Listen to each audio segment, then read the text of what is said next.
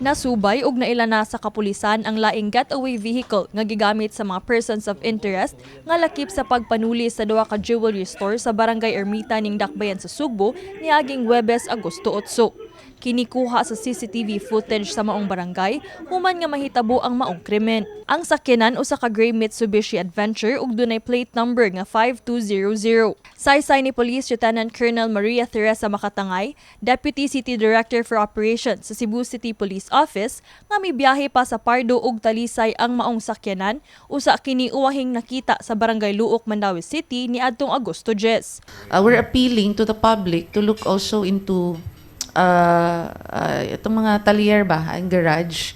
So probably they've made some changes in the vehicle itself or even change its plates. So we don't know.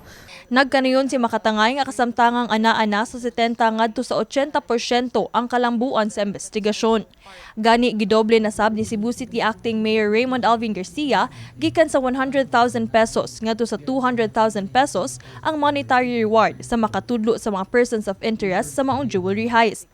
Mao nga hangyo sa kapulisan ngadto sa publiko nga modangop sa labing duol nga police station kung dunay impormasyon mahitungod niini. This should be a concern of the entire island, no, of Cebu. So we are humbly asking the help of the public to provide us with relevant information as to the whereabouts of this vehicle.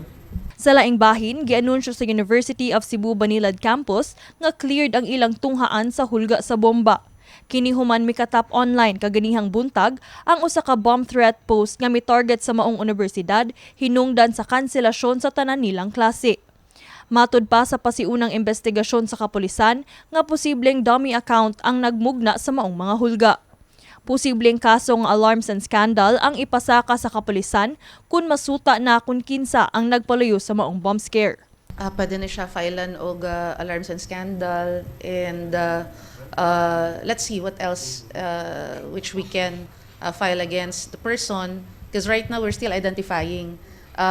She's using a Facebook account which was just recently made for the purpose of posting this particular scare. Kini si Queenie Joligon alang sa MyTV Cebu.